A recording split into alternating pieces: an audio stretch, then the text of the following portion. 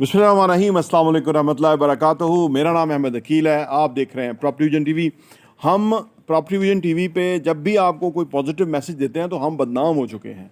लोग कहते हैं कि जी मुल्क तबाह हो रहा है, मुल्क में पोटेंशियल कोई नहीं है, और आप पॉजिटिविटी की और आप ग्रोथ की और आप बड़े फ्यूचर की बात करते हैं। आज हमारी उस बात को पाकिस्तान इंस्टीट्यूट ऑफ इकनॉमिक्स जो है ना, जो स्टडीज़ पाइड ने उसको प्रूव कर दिया है, उसके ऊपर मोहर लगा दी है कि पाकिस्तान के अंदर रियल एस्टेट सेक्टर में कितना बड़ा स्कोप है कि पाकिस्तान इस क्राइसिस से रियल एस्टेट सेक्टर की मदद से निकल सकता है। वैसे उन्होंने साथ में एग्रीकल्चर को भी कहा। उन्होंने कहा रियल एस्टेट और एग्रीकल्चर दोनों शोबे मिल के पाकिस्तान को अपने पाँव पे खड़ा कर सकते हैं। खरबों रुपया जो है वो पाकिस्तान कमा सकता है और अपने कर्जे वापस कर सकता है। याद रहे कि इस साल 2024 में हमने 22 अरब डॉलर का कर्जा और डेट्स वापस करने हैं।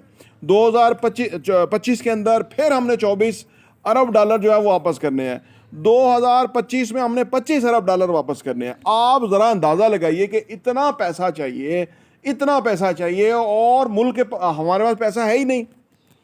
तो हम जो ये कहते रहते हैं, सुबह शाम हम कहते हैं कि पाकिस्तान में रियल एस्टेट का जो स्कोप है वो बहुत ज़्यादा है, तो उसको पाइड ने उसको प्रूव कर दिया कि ये इस बात में बिल्कुल सच्चाई है।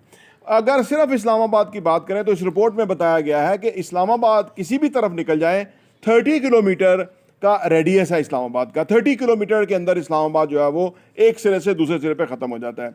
इस अदारे ने कहा है कि पाकिस्तान के वफाकी हुकूमत के पास इस्लामाबाद के अंदर 2.2 ट्रिलियन रुपीस की जो है ना वो प्रॉपर्टी है जिसकी उनको आमदनी आ सकती है। उन्होंने कहा तकरीबन 2200 अरब सालाना, उन्होंने कहा कि इससे आमदनी आ सकती है अगर ये जो प्रॉपर्टी है ये किराए पे दे दी जाए, और इससे आमदनी, बहुत बड़ी आमदनी इकट्ठी हो सकती है। आप याद रहे कि ये सिर्फ एक 30 किलोमीटर का जो रेडियस के अंदर इस्लामाबाद है उसकी उन्होंने सारी जमा तफरीक करके ये बात बताई है। और हमारा लाहौर अलग है, कराची अलग है, मुख्तलिफ शहरों में सरकारी अराजी बेतुकीर है। कहीं पे ज़रई अगर ज़मीन है तो वो कहीं पे एग्रीकल्चर नहीं हो रही, फजूल पड़ी हुई है। कहीं पे इन्फ्लुएंशियल लोगों ने अपने कब्जे में करके उससे आमदनी हासिल कर रहे हैं। हालांकि होना तो ये चाहिए कि जो एग्री ग्रेजुएट्स हैं, यानी ये रियल एस्टेट ज़रई उन्होंने जो बात की है उसमें उन्होंने कहा कि जो एग्री ग्रेजुएट्स हैं उनको लैंड तफवीज़ करनी चाहिए कि ये लैंड आपकी है, इसको आपने अपग्रेड करना है, इसको आपने उस लेवल पे तैयार करना है। और वो बच्चे जो कि ज़रई यूनिवर्सिटियों से पाकिस्तान में पढ़ रहे हैं, जब वो उस इलाके में जाके अपनी ज़मीनों के ऊपर काम करेंगे तो दाएं बाएं के सारे किसान जो हैं वो उनसे और लर्न करेंगे कि जदीद तरीका काश्त क्या है, और वो इन्फ्लुएंस करेंगे, इंस्पायर करेंगे लोगों को। और इस तरह पाकिस्तान की जो एग्रीकल्चर आमदनी है उसमें भी कुछ तकरीबन 1700 अरब का इजाफा हो सकता है सालाना। अगर इस रिपोर्ट में यह भी बताया गया कि अगर सिर्फ बीज के ऊपर काम कर लिया जाए, बीज अगर क्वालिटी का हो जाए तो हमारी आमदनी डबल हो सकती है।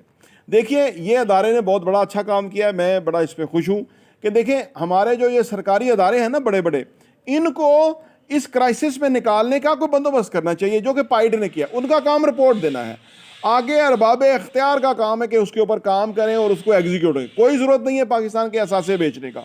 अगर हम वो जो बेकार की जो लैंड है उसको ही हम करामत बना दें तो पाकिस्तान कहाँ से कहाँ फ़ायदा उठा सकता है।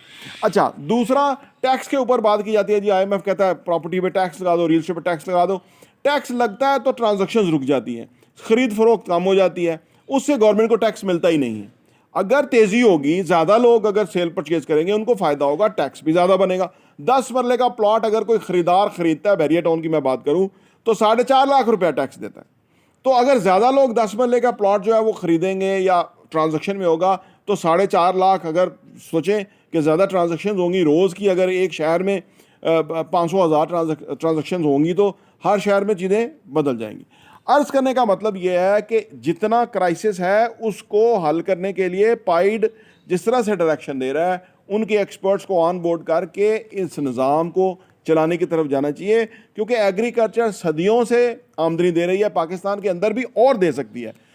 मसला सिर्फ ये है कि हम, क्योंकि हम किसी भी शोबे को हमने नहीं पकड़ा, ना ही हमने उस पर तवज्जो दी, हम हुकूमतें लेने के चक्कर में हैं, हर वक्त जो हुकूमती कॉरिडोर के अंदर जो है ना वो साजिशों में लगे हुए हैं, लेकिन असल ध्यान किसी का भी नहीं है मुल्क को बचाने के लिए, मुल्क को तरक्की की तरफ ले जाने के लिए, मुल्क के बारे में सोचने के लिए। किसी को क्योंकि मैंडेट जिसको मिला था उसको जेल में डाला हुआ है, और ये जो बाकी हैं ये अपना इक़्तिदार बचाने के लिए ही मोहसिन नकवी ना आ जाए, ये इस खौफ में मुबतला कि मोहसिन नकवी ना आ जाए। और मोहसिन नकवी आ गया तो क्या करेगा, वो जो लाहौर में उसने किया, पंजाब में किया, वही वो करेगा। अर्ज करने का मतलब ये है कि ये मुल्क इतना रिसोर्सफुल है, इतना पोटेंशल है, इतना कुछ है इस मुल्क के अंदर, लेकिन इस मुल्क को जो रूलिंग एलीट मिली, नाहल मिली, करप्ट मिली, और जो इस मुल्क का जो मुलाजम पेशा तबका है वो बिल्कुल जो है ना वो इस मुल्क का हमदर्द और खैर ख्वाह नहीं है।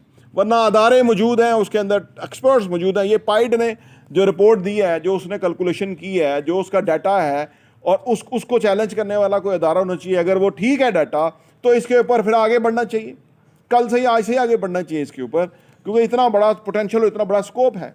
जब ये स्कोप IMF देखेगा तो वो ज़रूर हमें पैसा भी देगा, उसे पता होगा कि यार इनके अंदर पोटेंशियल है और ये कर सकते हैं। इमरान खान साहब ने अपने दौरे हुकूमत में रियल एस्टेट कंस्ट्रक्शन सेक्टर को कहाँ से कहाँ पहुँचा दिया। एग्रीकल्चर के अंदर बहुत बड़ी रिफॉर्म्स होने वाली थी, बहुत बड़ी चीज़ें हो रही थी। उन्होंने 10 बिलियन सलामी वाला प्रोजेक्ट जो है वो ट्रीज़ का भी शुरू किया हुआ था। हर हवाले से एक बेहतरीन काम हो रहा था, लेकिन वो सारा ठप कर दिया गया और जनरल बाजवा रजीम चेंज करके मुल्क को तलपट करके चला गया। आज मुल्क जो है वो एरिया रगड़ रहा है और मुल्क के अंदर इतना पोटेंशल है और किसी को समझ नहीं आ रही। तो मैं सलूट करता हूँ ये पाकिस्तान इंस्टीट्यूट ऑफ इकनॉमिक्स जो पाइड है, इसने जो ये रिपोर्ट दी है, और इसके ऊपर अगर अमल हो जाए, अगर हमारे अरबाब अख्तियार के कान पे कोई जूं रेंग जाए, अगर इनमें अहलियत हो, मुहिब वतनी हो, इनमें अगर जज्बा हो इस मुल्क को तरक्की की तरफ लेके जाने का, तो ये मैं समझता हूँ ये गेम चेंजर हो सकता है। और जो हम जिस मौक़िफ़ पे आपको कहते रहते हैं कि पाकिस्तान में रियल एस्टेट का बहुत बड़ा स्कोप है, इससे जाहिर होता है कि कितना बड़ा स्कोप है पाकिस्तान के अंदर, कितना लोगों के पास पैसा है। उनको थोड़ा अमन सुकून चाहिए, उनको श्योरिटी चाहिए कि यहाँ जमहूरी तरीके से हुकूमतें आएंगी, अपना टेन्योर पूरा करेंगी और वो काम करेंगी, तो पाकिस्तान तरक्की कर जाएगा। प्रॉपर्टी टीवी देखने का बहुत बहुत शुक्रिया।